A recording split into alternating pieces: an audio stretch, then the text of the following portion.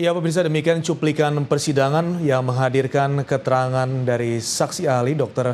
Antonia Ratih selaku psikolog dari RSCM di persidangan sebelumnya. Dan saat ini kita akan kembali menuju ke Gedung Pengadilan Negeri Jakarta Pusat untuk bergabung dengan rekan Yulfitri Nesa bersama narasumber pakar pidana yaitu Jamal Wiwoho. Silakan Yufi dengan laporan Anda.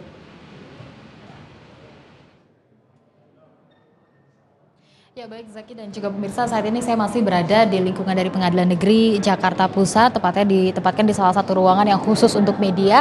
Dan saat ini kita masih akan menanti jalannya persidangan yang harusnya akan dilaksanakan pada jam 2 siang tadi, tapi hingga kini sudah masuk di pukul 3 sore lebih, tapi persidangan belum juga dimulai. Dan kita masih akan terus menanti seperti apa sih jalannya sidang, tapi saya ingin ngobrol dulu nih dengan Prof. Jamal, lagi-lagi kita bergabung di sini. Prof. Jamal, ya. Prof, kalau kita lihat ini kita sering sekali menjumpai yang namanya persidangan kerap mundur begitu ya dari waktu yang seharusnya. Padahal kalau kita lihat di sini jatah untuk kuasa hukum ini tidak banyak, hanya 6 kali pertemuan.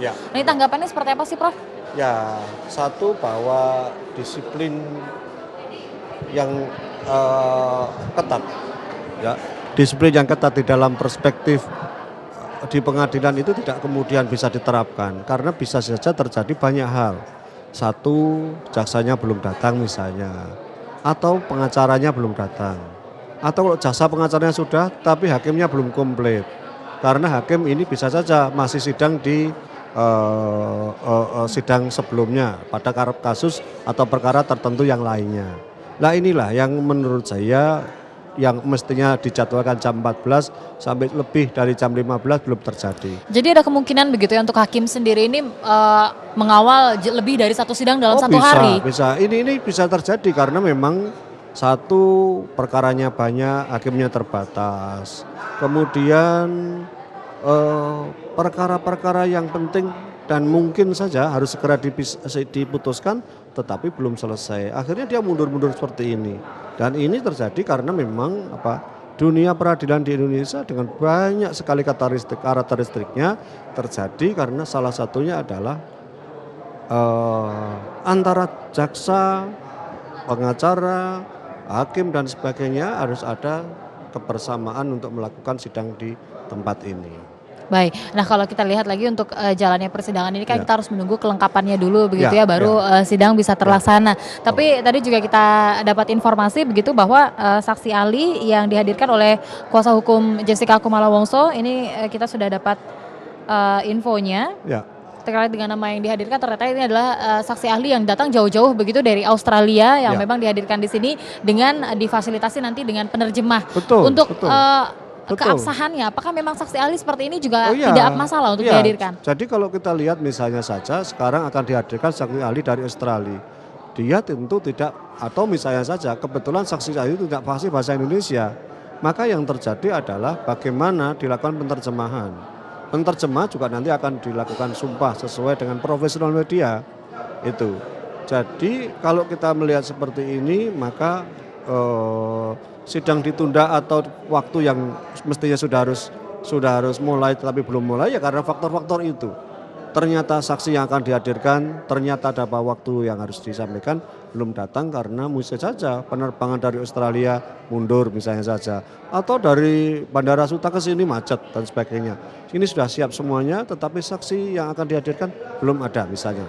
Maka ini proses peradilannya bisa mundur. Baik, tapi manajemen waktu sendiri untuk di pengadilan seperti apa sih, Prof? Ya kalau saya melihat manajemen waktu yang ya benarnya adalah kalau sudah dikatakan jadwal tanggal sekian dan sebagainya, maka ini sudah ditetapi. Jadi kalau kita lihat nanti misalnya saja, bisa saja sidang dimulai baru setengah 4 atau jam 4. Akhirnya nanti harus berurut sampai malam. Di istirahat dulu ada sholat maghrib misalnya, setelah itu dimulai setelah jam 19 sampai selesai. Ini karena target-target pengadilan ya kalau bisa sesegera, karena prinsip pengadilan kita adalah bagaimana sederhana, biaya yang ringan, cepat perkaranya dan tidak berbelit-belit. Saya rasa publik juga sudah menunggu-nunggu bagaimana ending dari kasus ini. Bagaimana hakim akan memutuskan perkara ini. Tetapi proses due process of law dari sidang ini harus dilalui semuanya. Tahapan-tahapannya kemarin adalah saksi-saksi yang diajukan oleh jaksa penuntut umum. sekarang adalah saksi-saksi yang akan diajukan oleh terdakwa. Tentu karena tadi itu dikait dengar bahwa saksinya dari Australia ini memerlukan waktu dan memerlukan, mohon maaf, ya waktu, ya biaya, ya tenaga, ya macam-macam yang harus ada di sini karena ini penting sekali keterangan ini untuk memberikan keyakinan kepada hakim. Ini kan prosesnya hanya akan memberikan keyakinan pada hakim tentang kebenaran material siapa pembunuh dari Mirna itu. Baik, lagi-lagi di sini ada istilah due process of law Ya, begitu ya. Jika sebelumnya tadi juga sempat dibahas oleh Prof. Jamal Ya. terkait dengan peradilan ini digunakan sebaik-baiknya kalau bisa hemat waktu, Ya, hemat biaya dan betul. juga hemat tenaga begitu Ya, ya. Dilakukan secepat-cepatnya. Betul. Tapi jika due process of law-nya ini juga harus tetap dijalankan begitu ya, Prof ya? Oh ya, ya. Baik, ya. kalau kita berkaca dengan pengadilan di luar negeri, misalnya jika ada cara membuktikan hukum ternyata dilakukan dengan melanggar hukum, Ya. maka si terdakwa ini bisa bebas demi hukum. Ya, Tapi kalau ya. misalkan di Indonesia seperti apa sih? Misalnya dari sejumlah alat bukti atau petunjuk yang dihadirkan ternyata ada yang petunjuk yang dihadirkan ini tidak sesuai dengan kaidah-kaidah hukum untuk memperolehnya. Misalnya ada dugaan rekayasa begitu dalam sejumlah petunjuk. Apakah nanti terdakwa juga bisa bebas dengan hal ini? Ya tentu begini, proses due of law itu adalah satu proses yang sangat-sangat terstruktur sekali. Bagaimana proses pidana itu dilakukan, bagaimana polisi di dalam melakukan penyidikan perkara ini. Kalau sudah penyidikan, bagaimana dari polisi kemudian misalnya saja penahanannya.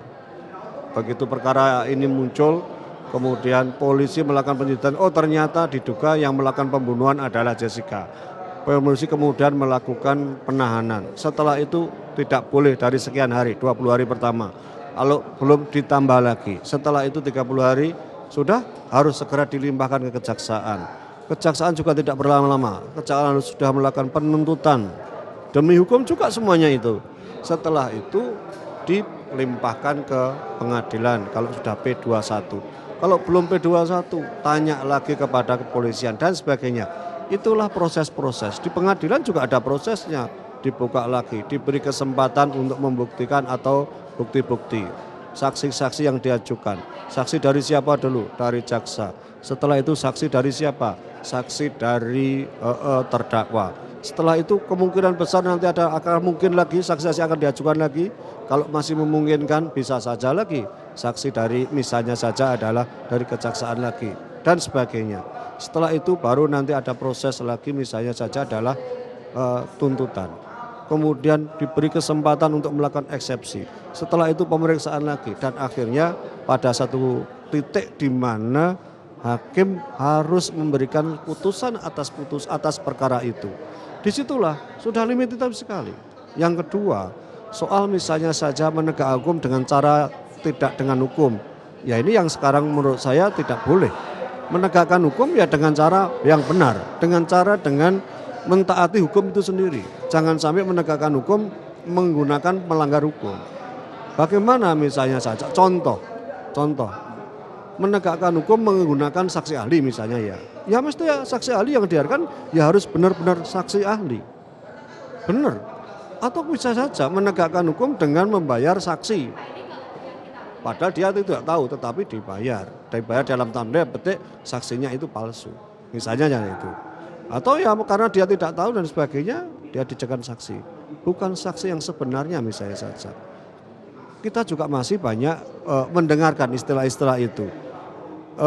Belantara peradilan di Indonesia juga dengan banyak warna, dengan banyak karakteristik yang memungkinkan penegak hukum yang sering-sering menyimpang. Tapi tentu sekali lagi kita ada aparat pengawasan internal. Ada aparat pengawasan yang sifatnya itu adalah vertikal. Misalnya putusan pengadilan, apapun yang diputuskan, maka diberikan kesempatan pada jaksa maupun terpidana untuk memberikan apakah Anda banding apa tidak. Ini adalah lembaga-lembaga kontrol yang diberikan oleh undang-undang. Silakan Anda berpikir selama 14 hari atau 7 hari untuk melakukan berpikir-pikir. Saya akan mengajukan banding. Lembaga kontrol untuk melakukan verifikasi apakah kebenaran material yang diputuskan oleh hakim itu benar apa tidak. Dikontrol oleh, kalau di sini tingkat pertama, kemudian akan dikontrol lagi atau dilakukan evaluasi oleh pengadilan tingkat tinggi atau banding pada tingkat tinggi. Kalau sudah ada putusan masih diberi kesempatan lagi. Dua-duanya diberi kesempatan. Entah terpidana, entah itu jaksa. Silahkan untuk melakukan evaluasi atas putusan itu. Kalau dia kan saya akan melakukan evaluasi, silahkan gugat ke Mahkamah Agung dalam bentuk kasasi. Itu. Baik. Kasasi saja kalau sudah putusan masih ada kesempatan lagi. Misalnya saja adalah upaya-upaya hukum yang dinamakan sebagai peninjauan kembali. Peninjauan adalah upaya hukum yang luar biasa. Yang biasa itu adalah banding dan kasasi. Yang luar biasa bisa peninjauan kembali, bisa saja gerasi, amnesti, abolisi dan sebagainya. Inilah konstruksi-konstruksi hukum ada di Indonesia kita yang banyak sekali fenomena-fenomena yang menyeruak. Baik, Itu, ya. baik. Kembali ke pertanyaan saya begitu sebelumnya, jika Ya. memang terbukti pada saat proses untuk menegakkan hukum ternyata dilakukan dengan melanggar hukum, apakah nanti terdakwa bisa bebas atau tidak nih, Prof? Tergantung, amat bergantung kepada putusan pada pengadilan tingkat pertama ini. Putusan Pengadilan Negeri Jakarta Pusat seperti apa? Kalau memang hakim yakin tidak ada pelanggaran-pelanggaran yang dilakukan oleh Jessica, saya yakin itu bebas. Kalau memang keluar hakim itu yakin dengan bukti-bukti, dengan proses material tadi, maka bisa saja tidak mudah kemungkinan. Tetapi kalau hakim juga yakin bahwa ini adalah yang membunuh adalah Jessica, maka akan ada putusan tentang efek dari pasal 340 itu. Nah ini, manakala misalnya betul, kok ini ada hal yang menyimpang tetapi kok tidak, maka hak-hak tadi yang saya katakan banding tadi kan muncul lagi, karena banding merupakan proses evaluasi terhadap putusan yang dilakukan oleh pengadilan tingkat pertama. Nah itu, jadi tidak mutlak kemudian ini sudah dibungkus rapi, di sini tidak terbukti atau tidak bisa dibuktikan, kemudian ini akan lolos lagi, tidak merupakan jaminan, kira-kira begitu. Karena ada sistem kontrol yang berlapis, tingkat pertama, tingkat kedua, dan bisa saja apa yang tadi saya katakan sebagai upaya hukum yang luar biasa. Baik, ini upaya hukum yang luar biasa, ini merupakan hak begitu ya dari baik itu dari jaksa penuntut umum maupun dari pihak terdakwa sendiri. Ini adalah suatu hak yang bisa digunakan suatu waktu jika nanti memang tidak puas begitu dengan hasil keputusan atau vonis yang dijatuhkan oleh hakim. Dan pada kasus ini sempat cukup menggelitik saya ketika Profesor berbincang dengan kami. Ini merupakan sebenarnya ini adalah kasus yang biasa, tapi mendapatkan perhatian yang luar biasa. Saya melihat ini adalah orang yang meninggal karena keracunan sianida. Ini kan biasa, pembunuhan atau meninggal yang proses biasa. Minum racun atau diminumi racun dalam tanda petik, meninggal kan biasa. Tetapi karena mendapatkan perhatian dari media yang luar biasa, maka ini menjadi seolah-olah peristiwa yang luar biasa. Ini kan hanya sebuah proses di mana bagaimana jaksa itu membuktikan bahwa Jessica adalah benar-benar orang yang menabur atau menaruh atau memberi